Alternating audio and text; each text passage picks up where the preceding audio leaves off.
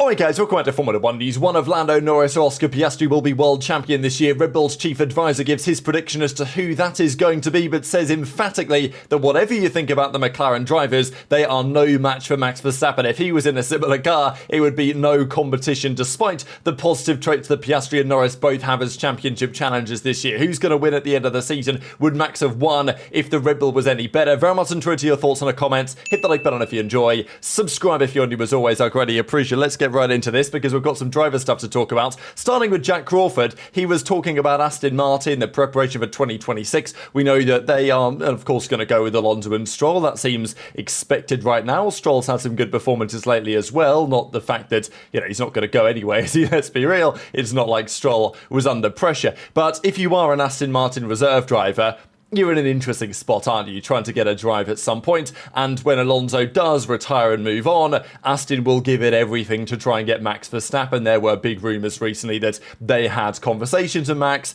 but Max wasn't so convinced it was the thing to do, and I think that makes sense at the moment. But in 2026, maybe it'll become clear that Aston Martin could be the place to be. Now, Jack Crawford, understandably, is trying to get linked to the Cadillac team, and other drivers that is true for as well. Colapinto, maybe safe for now at Alpine, but when you're working under Briatore, anything can happen, and the rumours around potentially Valtteri Bottas are still swirling to some degree. No longer really mid-season that we thought could have been possible, but certainly for next year, that is something on the radar. Now, Cadillac do, it seems, want a younger driver. When they come onto the grid next year, we think they're going to get Perez. It might not be Perez, it might be Bottas, but it's probably only going to be one of those two. They want an experienced driver. My money would probably be on Perez right now of the options they have, but it does seem like they want a younger, talented driver in the lineup as well. There are some other options out there, but Alex Dunn has made a bit of a name for himself if you're looking for a driver with some upside. He is, been a name to watch in Formula 2 this season. He's had his ups, he certainly had his downs, but his ups have been very impressive indeed, and he had that outing for McLaren in Austria, which was particularly impressive as well. So it seems that Dunn could be in the race to join Cadillac next year. They're certainly keeping their eye on him, and if he continues to impress in F2, they might see Dunn as a real high upside candidate to get onto their team compared to some of their other options. There's talk about Mick Schumacher, there's talk about Zhou Guanyu, there's talk about Yuki Tsunoda, but maybe Dunn would be less known, and as a result, less known what he's potentially capable of. Could there be a lot of upside there? I see the potential in Alex Dunn for sure, and he is in many ways how a rookie should be. He's kind of crash happy at times, he makes some questionable decisions, but he's quick, and that's pretty much what you want from a driver. Now, Liam Lawson ticked some of those boxes, I would say, over the last couple of years. Had a very challenging start to this season, as we know. He went to Red Bull. It was an absolute disaster. The engineers apparently were telling Marko and Horner that this Lawson guy's lost his head. He's not going to recover mentally. Just get rid of him now. Otherwise, basically, we're taking him to the slaughterhouse for his own benefit, as it were. Now, that's what they did. They dropped him back down to RB, although Helmut Marko said at the time that actually it was not a downgrade because of the state of the cars. And you look back on it in hindsight, certainly at the moment, given that Lawson finished ahead of Max at the Hungarian Grand Prix, maybe there's something to say for that. But Lawson was having a bad time against Hadjar, right? At the start of the season, Hadjar was doing a great job against him once he came in. Hadjar was holding his own against Yuki the first couple of rounds, and then when Lawson came in, Hadjar was just substantially better and has been Rookie of the Year, I would say, so far. But over the last few rounds, pretty much starting in Austria, Lawson has been more competitive and has actually scored substantially more points than Hadjar has in recent rounds. And that is kind of interesting, right? Because it wasn't long ago that I was pretty convinced that Lawson would be off the grid next year because Hadjar was doing better, Tsunoda wasn't doing so well, Arvid Lindblad is doing a great job in F2, looks like he's going to get promoted to Racing Bulls. I'd be very, very surprised still if he does not. But, of course, out of that situation, somebody's got to go, and we know that Max is still going to be there. So what are your options, right? In reality, seem to be that Lawson could well be gone, maybe Yuki goes as well, and then Hadjar steps up, and then Verstappen, maybe Lawson stays with Lindblad. There were some options out there, but it felt at some point pretty likely that, maybe Lawson would be on his way out the door. If Red Bull don't feel like he's a Red Bull caliber driver at some point again in the future, they would probably just look to get rid of him. But as we're about to see, over the last 7 rounds, from rounds 8 to 14, Lawson has actually scored 20 points in that period, more than Antonelli has at only 16. Alonso scored 26, Hulk scored 31, 56 for Hamilton, 63 for Verstappen, 73 for Russell, Leclerc scored 90, Piastri 138, and Lando 142, which of course, based on adding that to the first 7 rounds of the season, makes it a much more competitive situation at the top of the championship that we'll get to in a second. Leclerc's done well in recent rounds. He's effectively taken over from where Verstappen was and where Russell was to some extent as well. But after a really bad start to the season for Lawson, he's now scored 20 points. And if you look at the championship, which is right about here, Lawson's at 20, Hadjar's at 22.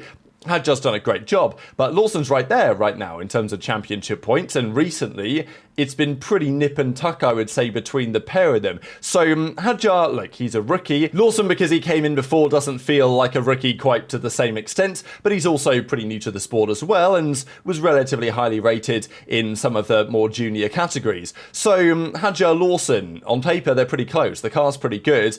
Is it going to be a straight-up battle between them, or are both of them going to stay? And one of them just gets promoted to the Red Bull team, Yuki would go, and then, is Lawson, would they put him back into Red Bull alongside Max?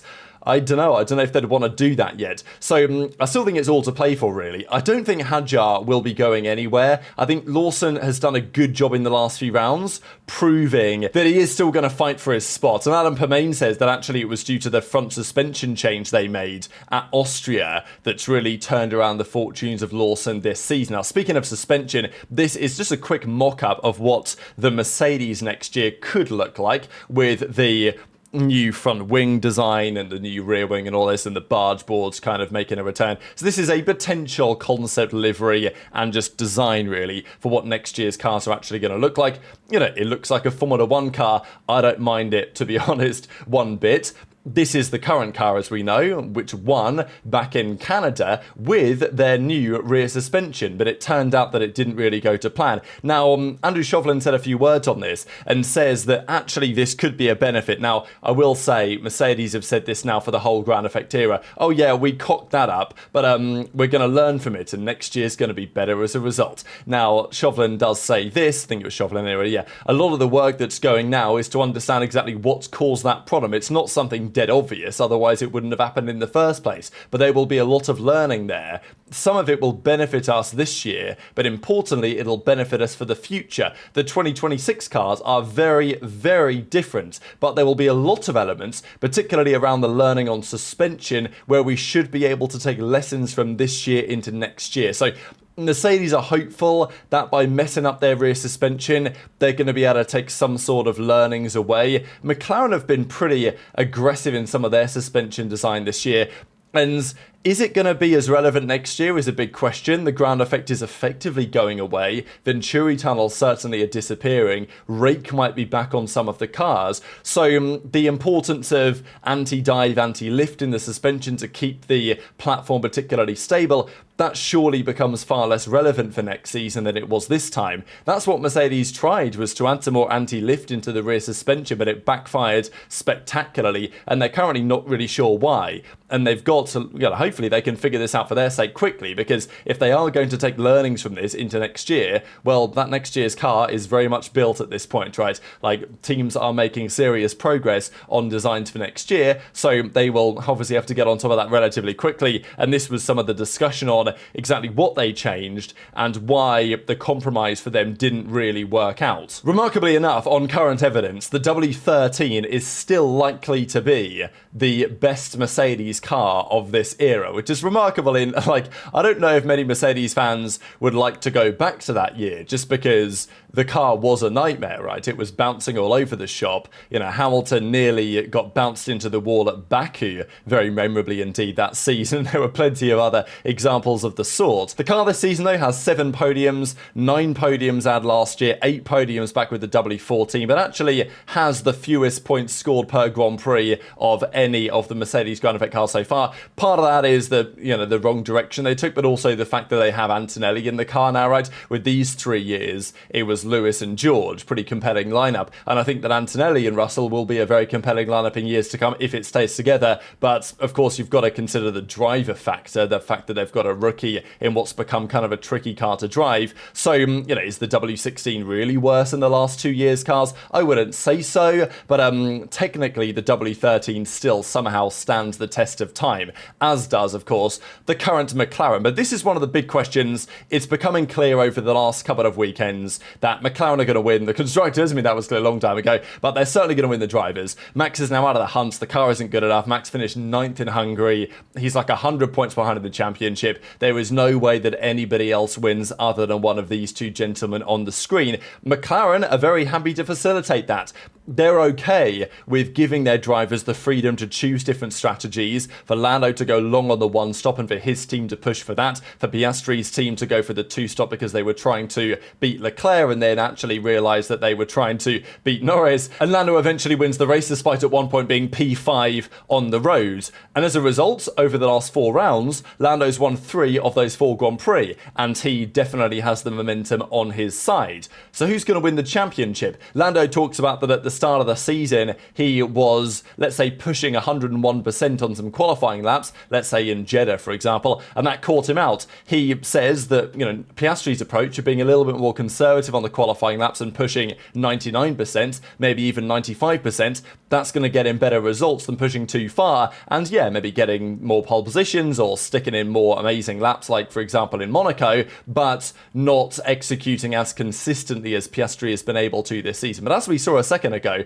the championship is very tight. Piastri's at 284 points, Lando's at 275, right? So, and Max is basically 100 points back, as we said, 97 points behind now. So Lando is 9 points behind Piastri, and a few rounds ago, it was even more compelling for Piastri, right? In the first 7 rounds, Piastri was overall 13 points in front, despite what happened back in Australia at the start of the season. So that's what the championship standings look like, but what's going to happen from now to the end of the season? Because Helmut Marko from Red Bull, having effectively needed to admit that they're not going to win the championship, has been asked, as always, for his opinion on the matter. And he thinks Piastri is going to get the job done. Piastri is better than Norris, but he has a long way to go to get to Max, he says. In this final, we can learn how to put the tyres in the right operating window, of course, remarking about the challenges of the last couple of races. Mercedes, Ferrari also experiencing ups and downs in this regard. Talks about Rob Marshall as well, joining a couple of years ago, says that he's an excellent technician, certainly plays an important role, but there's teamwork in play.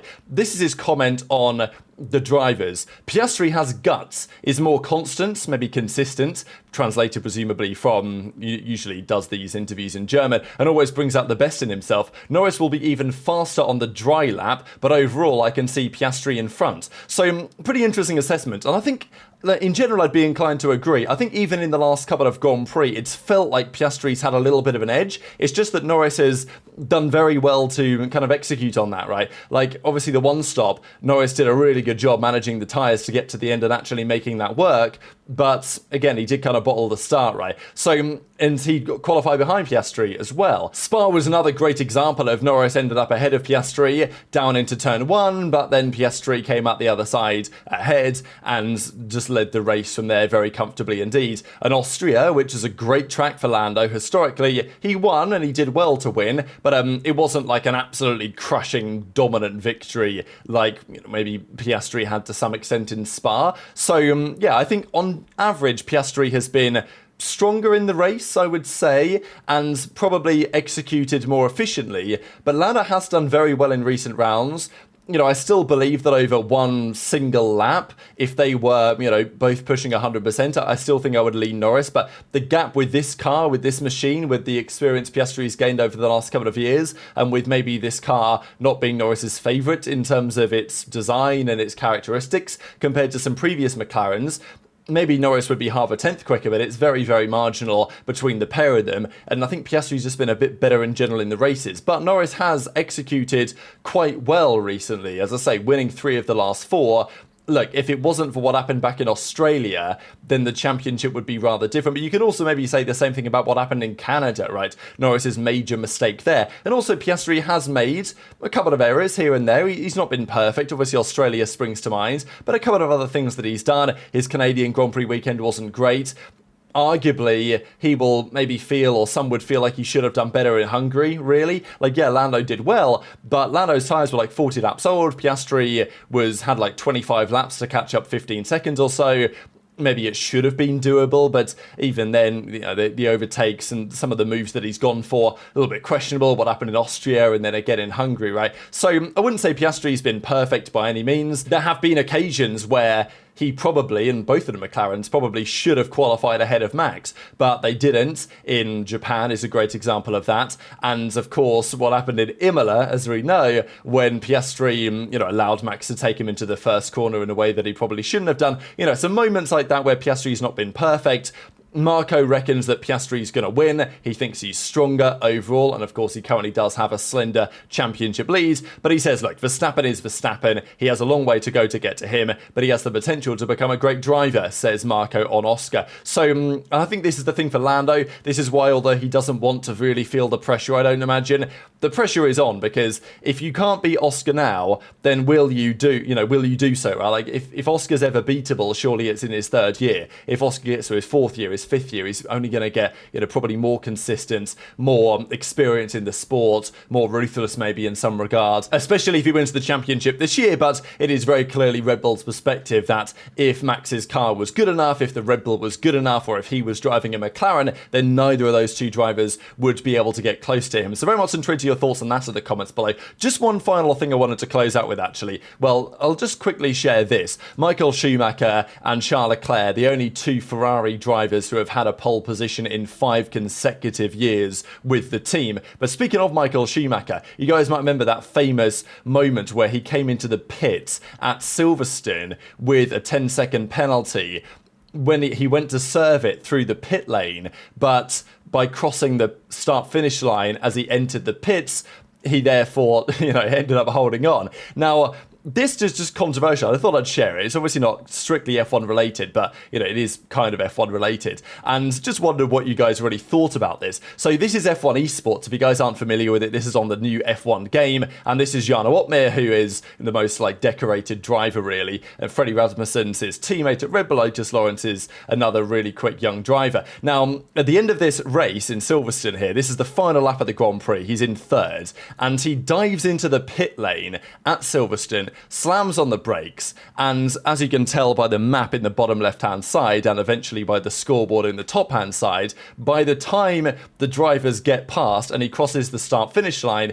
he actually beats the leader to the line by 8 thousandths of a second and wins the race. Now, this is pretty incredible. This is only possible when the conditions are like this. If it's dry, it is quicker, but in these type of conditions, it actually turns out it's quicker to go into the pits here and get to the start-finish line. He only saved about 3/10 compared to what it would have been taking the long way round, but that was enough to get him to P1. Now, what's controversial about this is because technically this was fine in the rulebook. In Formula 1 nowadays, this, after what Schumacher did, it's pretty much been outlawed. Like, you can't come into the pits to try and gain a competitive advantage with a reason like this to cross the start-finish line early. The start-finish line is literally right there, it's not like they've not painted it in. It is there. But this wasn't in the rules for F1 Esports, right? I didn't say this. However, they still gave him a penalty, and as a result, he got basically taken the win away. Obviously, his other drivers who he beat doing this didn't get the win, and they weren't happy about it. But I don't know, I thought it's pretty outrageous. It's been causing lots of drama in the F1 scene today. It's got 8,000 likes on this tweet because Jarno was docked the victory, despite the fact that the rules actually, I mean, they say that he breached the rules of fairness of competition. So they said that it was deemed against the principle of fair competition and sportsmanship, but you know, technically this was perfectly allowed within the rules. There was no rule against it. I thought it was going to be a case of them saying, okay, you know, you got us, it's pretty cheeky, you know, you can have the win this time, but we're going to ban it and outlaw it and write in a line going forwards. But for them to just say, oh no, it's not fair, and to take the win away anyway, is, you know, probably not the right decision in my eyes. But, you know, this is Formula 1 at the end of the day. Even in F1 esports, it's a similar story. Always trying to find every little edge to gain an advantage. So very much interested in your thoughts on all this stuff in the comments. Hit the like button if you enjoyed. Subscribe if you're new. Take care. And I'll see you next time.